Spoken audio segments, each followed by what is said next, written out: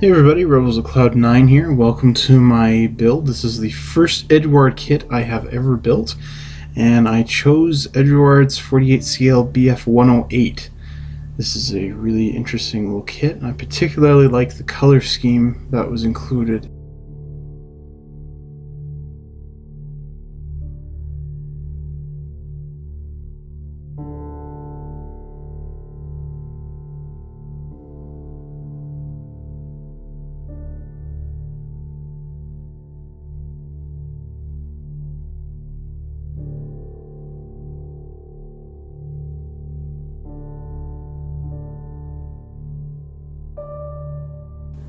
I'm using Tamiya Panaline Accent Color Brown.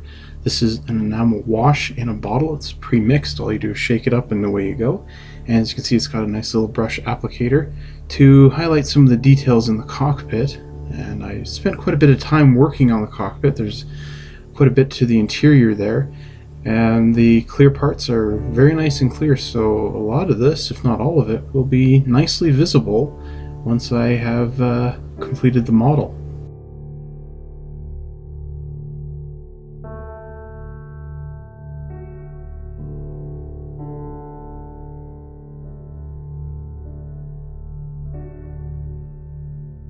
I decided to use one of the instrument panels included. It was plastic and had all the dials basically molded out. You can see it here. I decided to cut out the decal and glue it onto the back of the instrument panel using microscale crystal clear. This is basically a really awesome white glue. It's basically a white glue on steroids. I really like this stuff an awful lot. And you'll see here, I just glue it onto the back, letting all the dials show through. It's a bit big, but I'll trim that down later. Here I'm using a regular paintbrush to paint in all the holes. And what will happen is the glue will dry nice and clear, and you'll be able to see all those little instrument dials, and hopefully it'll help add a realistic effect of the instrument panel there.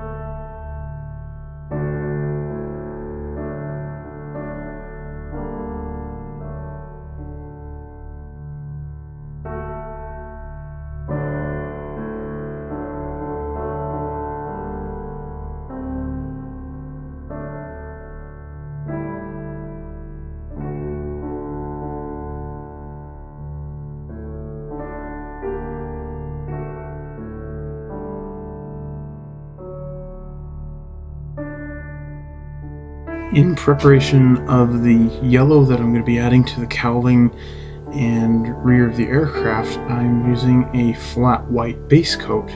This is going to help the yellow to stick to something a lot better, and using white, it's going to help the yellow become a lot brighter. Yellow can be a very tricky color, but when you have a nice base coat, again like this white here, it makes the job a lot easier. I'm using a Mr. Color RLM04 yellow. This is a lacquer based yellow. I consider it to be the closest to RLM yellow as far as model paints go, and I really like it. It applies itself very well and has a beautiful tone to it. So it's a bit difficult for me to airbrush it because it does like to dry pretty quick, but it's all worth it. I find that if you thin it more than you normally would using lacquer thinner, it helps it to work out quite a bit better and apply itself easier, but still has quite a quick drying time, so I have to be careful and always check the nozzle of my airbrush when I'm applying this. Tamiya XF23 Light Blue. This is typically used as Tamiya's underside color for many Luftwaffe aircraft. I find that adding some white to it helps it become much more closer to the real RLM color. I'm trying something a bit new here that I tried on another model, but it was a bit too small, and so I decided to try on something a bit bigger here. And that was to paint all the panel lines a blue color and then paint in between them and blend them all together. It's very time consuming compared to just taking out the airbrush and painting it all the lighter color, but I found it to be quite a worthwhile endeavor. Again, granted that I have the time. Same thing, I'm doing the same thing here. I've used an olive drab for the panel lines and field gray for everything else, which is more of a green in my opinion than an actual gray, but either way I think it's a very nice color to be using here.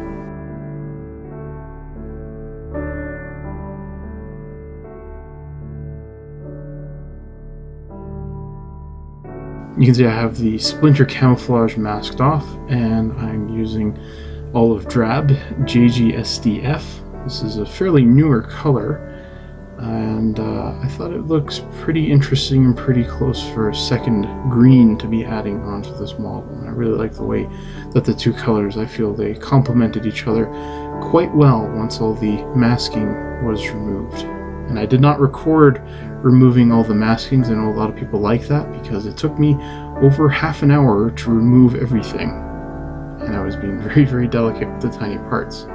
This is something my dad showed me years ago. It's the spinner and propeller are mounted onto my Tamiya handy drill, and I'm simply just turning it on and letting the tool do most of the work here, so I can paint a very nice symmetrical line there of white, which is just basic Vallejo acrylic white.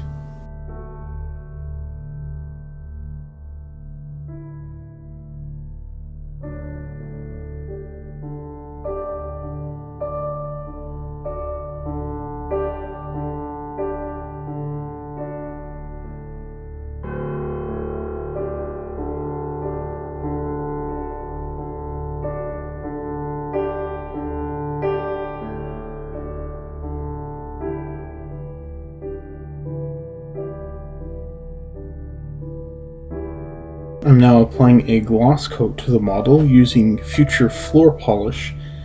This is a clear acrylic, and I have a brush specifically dedicated to only using Future and applying that to the model. I like to hand brush it rather than airbrush it. The fumes that it gives off are not very fun for me to be around, and this is going to help later on in the application of the decals. A glossy surface is much better for decals to stick to and conform much better to the surface.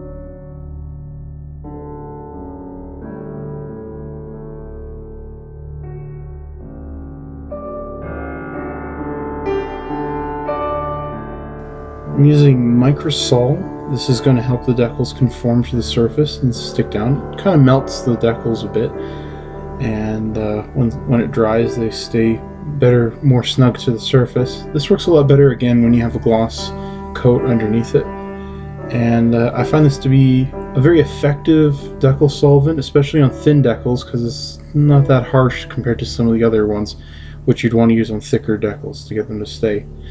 I've taken a very, very sharp, fresh hobby knife here, and you can see I'm carefully scoring into the panel lines. They didn't quite fall into the panel lines as much as I would like them to. I'm adding more microsol and brushing it into the panel lines. I'm doing this while the decals were still previously coated in microsol, so they're quite fragile at this point for me to do all this, rather than when they're dry and they become quite blunt. So one of the last steps here is to add a flat coat. This is Tamiya Flat Clear. This is something you should only airbrush on. I've tried hand brushing it and had only very, very bad results, so I cannot recommend that. But I find that it airbrushes itself quite nicely.